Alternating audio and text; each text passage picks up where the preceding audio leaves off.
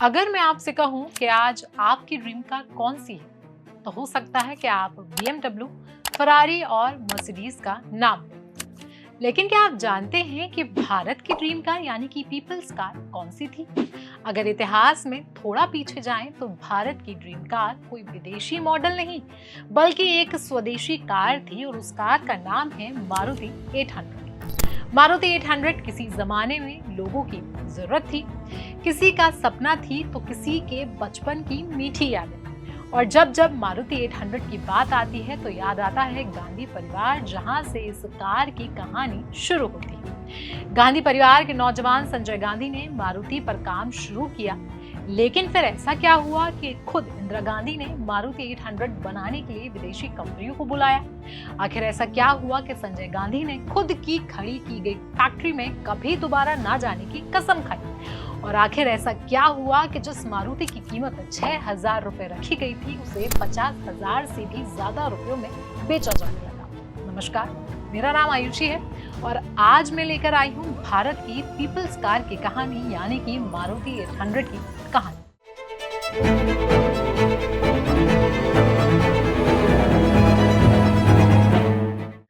आज से करीब 60 साल पहले का भारत बिल्कुल अलग था।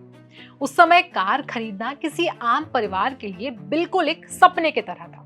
देश में सिर्फ 3 कंपनियां उस समय कार बनाती थी, एम्बेसडर, फिएट और स्टैंडर्ड हेराल्ड। ऑप्शंस इतने कम थे कि कार बुक करने के बाद डिलीवरी मिलने में कम से कम 2 से 5 साल तक का समय लग जाता था। आरसी भार्गव अपनी किताब द मारुति स्टोरी में लिखते हैं कि उस समय लगभग 82,000 लोग कारों की वेटिंग लिस्ट में थे।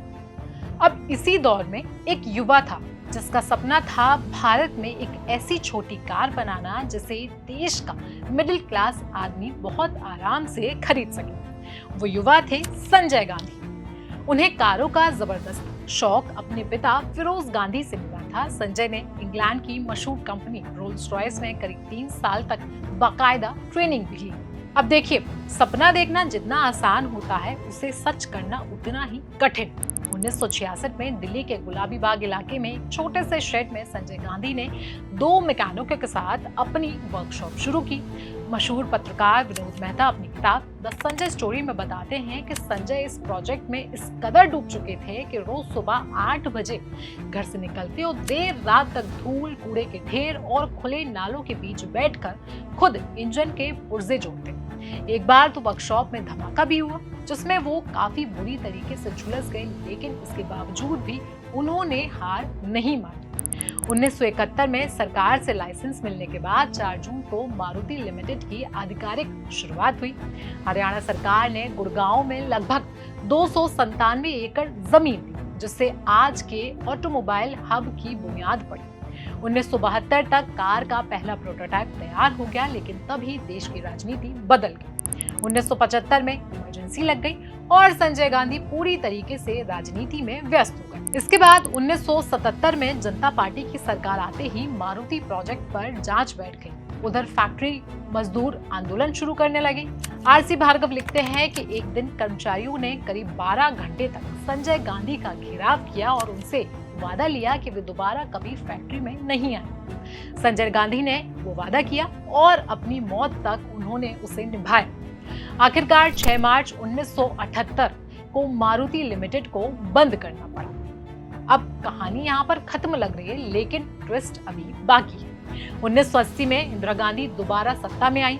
अपने दिवंगत बेटे संजय गांधी का ये सपना अधूरा था और उन्होंने उसे पूरा करने की ठान ली। 23 जून 1980 को एक विमान हादसे में संजय गांधी की अचानक मौत हो गई, जिससे सबको झकोर दिया था। लेकिन एक मां ने हिम्मत नहीं हारी। इंदिरा गांधी ने अरुण नेहरू की सलाह पर विदेशी तकनीक की मदद लेने का आखिरकार फैसला किया। सरकार ने मारुति का राष्ट्रीयकरण करके 24 फरवरी 1981 को मारुति उद्योग लिमिटेड का गठन किया। इसकी कमान वी कृष्णमूर्ति को सौंपी गई। उनके सामने सबसे बड़ी चुनौती थी कि दुनिया की किसी बड़ी कंपनी को भारत लाने के लिए राजी करना। रेनो, वॉक्सवैगन, फिएट और टोयोटा जैसी बड़ी कंपनियों ने ये कहकर मना कर दिया कि भारत में छोटी कारों का कोई भी फ्यूचर फिलहाल नहीं है। तभी मारुति की टीम जापान की सुजुकी कंपनी से सुजुकी के प्रमुख ओसामू सुजुकी की सादगी और तेजी से फैसले लेने के अंदाज ने मारुति की टीम का दिल जीत लिया। सुजुकी ने बड़ा जोखिम लेते हुए 14 अप्रैल 1982 को भारत सरकार के साथ हाथ मिलाया और प्रोजेक्ट करने के लिए तैयार हुए। कार को भारत में लॉन्च करने से पहले जापानी ड्राइवरों ने उसे कोलकाता से दिल्ली और फिर शिमला की टूटी फूटी सड़कों पर जमकर दौड़ाया। भारतीय सड़कों के मिजाज को देखकर कार का ग्राउंड क्लियरेंस बढ़ाया गया, हॉर्न तेज किया गया और शॉक एब्जॉर्बर मजबूत किए गए। इसके साथ ही वी कृष्णमूर्ति ने कंपनी में मारुति कल्चर की शुरुआत की, जहां सरकारी बाबू वाला रवैया खत्म करके जापानी अनुशासन और प्रोफेशनलिज्म यहां पर लाया गया। इसके बाद करीब 30 महीनों की दिन रात की मेहनत के बाद एक ऐतिहासिक दिन आया 14 दिसंबर 1983। गुड़गांव की फैक्ट्री से गेंदे के फूलों से सजी भारत की पहली सफेद मारुति 800 बाहर निकली। इस पहली कार के मालिक बने इंडियन एयरलाइंस के कर्मचारी हरपाल सिंह। खुद प्रधानमंत्री इंदिरा गांधी ने भावुक होकर उन्हें कार की चाबी सौंपी। भाषण के दौरान अपने बेटे संजय के संघर्षों को याद कर इंदिरा गांधी का गला भराया। वहां मौजूद लोगों ने एक पीएम को नहीं बल्कि बेटे का सपना पूरा होते हुए एक मां को देखा था। इस कार की ऑन रोड कीमत करीब 52,500 रुपए रखी गई। देखते ही देखते इसकी बुकिंग के लिए लंबी कतारें लगने लगी। लोग इस कार को जल्द पाने के लिए दुगना पैसा देने के लिए भी तैयार थे। मारुति 800 ने हिंदुस्तान मोटर्स और फिएट के सालों पुराने साम्राज्य को भी हिलाकर रख दिया था। इसके बाद आगे चलकर field marshal Sam Manekshaw, doctor Manmohan Singh और सचिन तेंदुलकर जैसी बड़ी बड़ी हस्तियों ने भी इस कार को खरीदा। मारुति 800 ने भारतीय मिडिल क्लास को ये भरोसा दिलाया कि कार सिर्फ अमीरों की जागीर नहीं है। आज जब भी सड़क पर कोई पुरानी मारुति 800 गुजरती है तो वो सिर्फ एक कार नहीं बल्कि उस दौर की याद दिलाती है जब इस स्वदेशी सपने ने पूरे भारत को 4 पहिया की रफ्तार दी थी।